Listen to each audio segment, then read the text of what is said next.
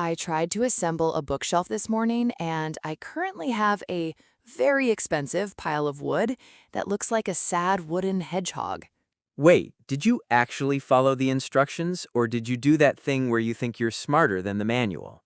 I looked at the first page, and then I decided that my intuition was better than Swedish engineering. And how did that work out for your intuition? My intuition is currently sitting on the floor crying, Chris. Welcome, everyone, to the show. Hey guys, I'm Chris, and today we are talking about why Michelle is bad at furniture, and also why failing is actually the only way to get anywhere in life, especially with your English. It's about more than just my bad DIY skills. It's about the fact that if you aren't failing, you probably aren't growing.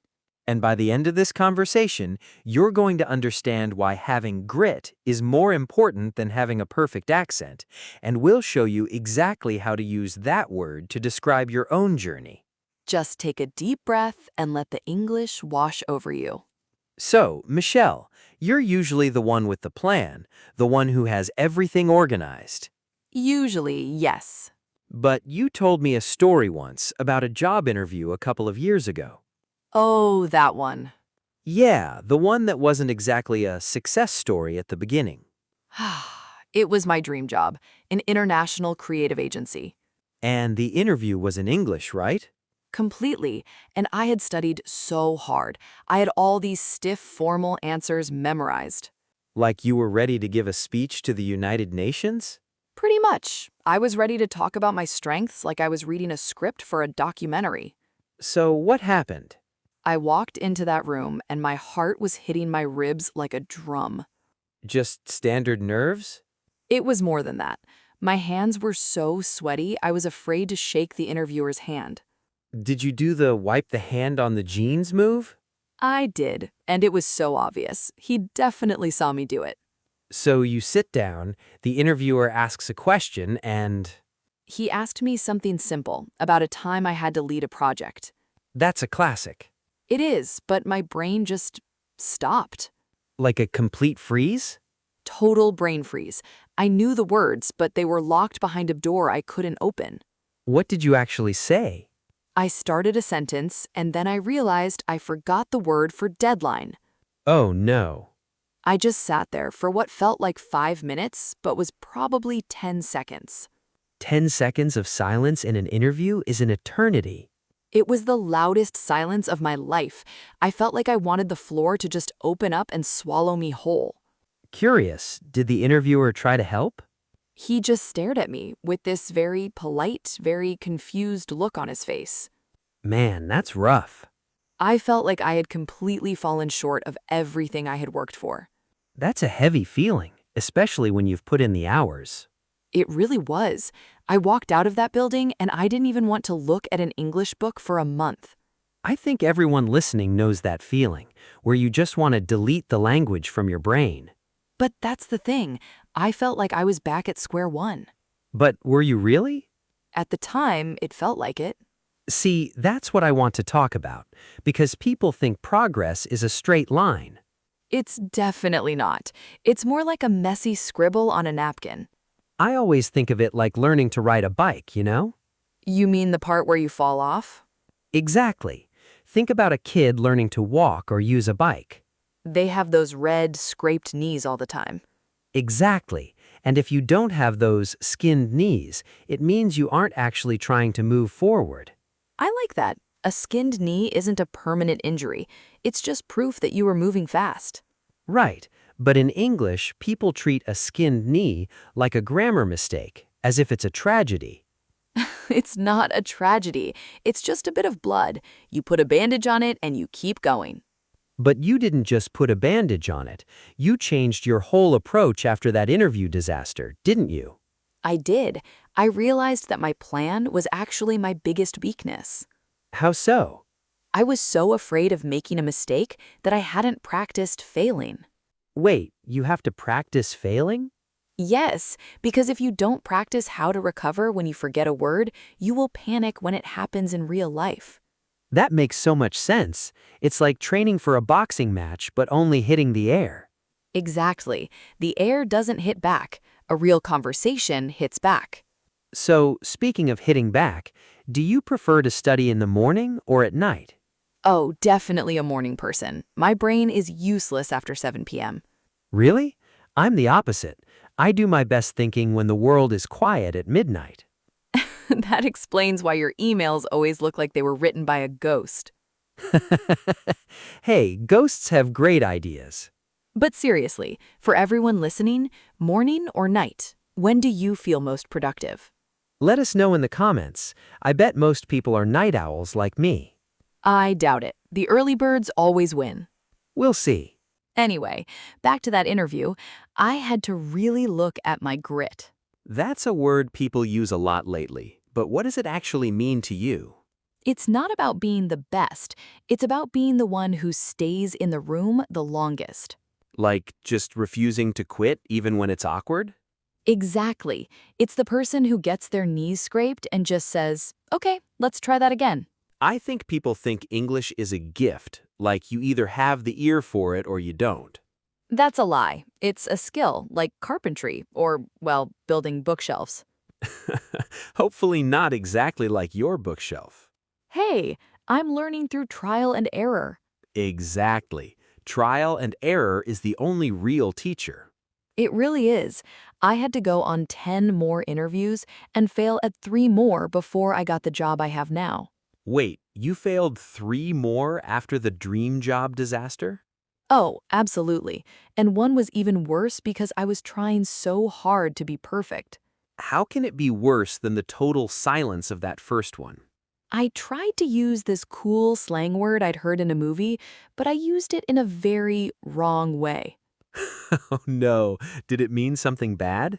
Let's just say the interviewer looked like he wanted to call security. That is the definition of a skinned knee right there. It was, and I spent that whole night overthinking everything, as I usually do. Curious, what was the overthinker voice saying that night? It was telling me to just stop, that I wasn't cut out for this. So what did you do the next morning to stay in the game?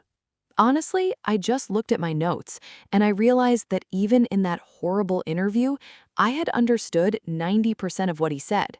That's a huge win, even if the result was a no. Exactly. Focusing on the small win is like looking at your phone battery when it's at 20%. It's not full, but you still have enough power to make a call. I like that. Most people just see the 80% that is missing. They do, but that 20% is where the grit lives. So success isn't when the brain freeze stops happening? No, I still get them all the time, just like I burnt my toast this morning because I was thinking about the script. Wait, you actually burnt the toast? It was black, like a piece of coal. I'm a mess today, Chris. But you're still here doing the podcast. Exactly, and that's the wild card. The secret isn't that I stopped making mistakes, it's that the mistake doesn't stop my day anymore. That's a powerful shift from I failed to that was a failure. It makes all the difference in the world. It really does. Like, I remember when I first started learning, I was so afraid of people laughing at me. Curious, and did they? Sometimes, yeah, but I realized that their laughter didn't actually hurt me. It's just noise, right? Just noise, like a car alarm in the distance. You hear it, but you don't have to stop what you're doing. I think we all need to become more comfortable with the car alarm of our own mistakes. Definitely. Just keep walking, keep talking. And honestly, the more mistakes you make, the more you learn the natural way things work. Trial and error, the best teacher in the world. It's the only teacher for people like us who overthink everything. Well, I think I've learned enough to know that I'm never letting you assemble my furniture. Fair enough, but I will keep trying to fix that bookshelf. Good luck with that hedgehog. I'll need it. You know, we've talked about a lot of deep stuff today, but I think it's worth looking back at some of those phrases we used. I agree, because sometimes the right phrase is the bandage you need for that scraped knee. Exactly. So let's take a second to really dive into some of the expressions that came up. Like that moment when I was talking about my job interview, I said that I felt like I had fallen short. That's a really common way to say you didn't reach a goal. For example, you might say, "We wanted to sell 100 tickets, but we fell short." Or like when you say, I really wanted to finish that book this weekend, but I fell short by 50 pages. It's not a total disaster. It just means you didn't quite get to the finish line. And when that happens, it's easy to feel like you are back at square one. I love that one. It's perfect for when a project fails and you have to start from the beginning. You would use it like this: "The client hated the design, so we're back at square one." A good example would be when your computer dies before you save your work, and you realize you are back at square one with your essay. That is the worst feeling in the world, but that is where you need grit. Yes, we used that word to describe that inner strength, that refusal to quit. Like when you say, it takes a lot of grit to keep practicing every day when you don't see results immediately. Or, for example, "I really admire his grit. He lost his job, but he started a new business the next week." It's about that trial and error process we mentioned. Right, trying different things until something finally works. You might use it like this: "Finding the right medicine was a process of trial and error." Another example would be, learning to garden is mostly trial and error. Sometimes the plants live, sometimes they don't. And when the plants die or you make a mistake, you just have to brush yourself off. Exactly, to pick yourself up and keep going. Like when you say, I know you're embarrassed about the presentation, but you just have to brush yourself off and move on. Or, for example, the team lost the game, but they brushed themselves off and started training for the next one. It's about resilience and realizing that a skinned knee is just part of the journey. If you aren't making mistakes, you're not really trying. So don't be afraid to fail. Be afraid of staying still. Tell us in the comments, what is one word from today you are going to use this week? If you feel like your phone battery is low because you keep putting off your studies, you should check out why you keep procrastinating your English. See you there.